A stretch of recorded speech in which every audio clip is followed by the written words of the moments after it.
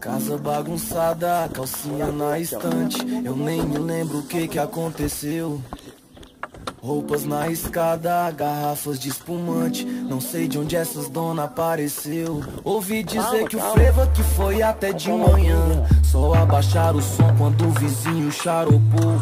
Botaram até o uísque na casinha do Satã. E quando assoviei, meu cachorro nem acordou. Hoje essa chola tá Dubai. Essas donas tão louca, maldade na mente, copo de uísque na boca. Essa chola tá Dubai, já nem sabem da roupa. Não quero tá na pele do papai dessas garotas.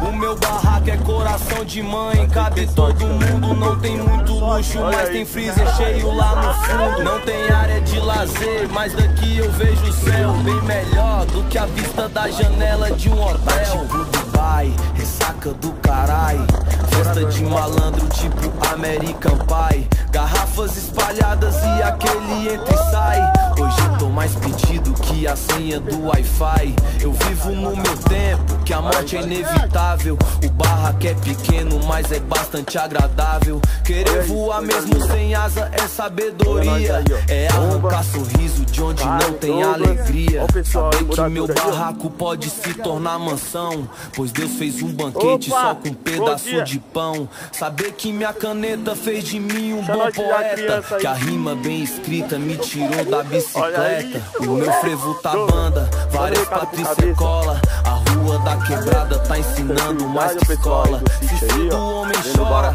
mais tarde é sorriso. Se ontem fui tirado, hoje é respeito aonde piso.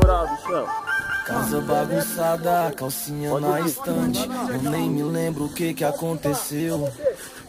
Roupas na escada, garrafas de espumante. Não sei de onde essas donas apareceu.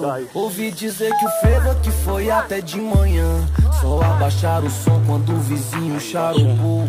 Botaram até o uísque na casinha do Satã. E quando assoviei, meu cachorro nem acordou. Hoje essa chola tá Dubai, essas donas tão louca, maldade na mente, copo de uísque na boca. Essa chola tá Dubai, já nem sabem da roupa. Não quero tá na pele do papai dessas garotas.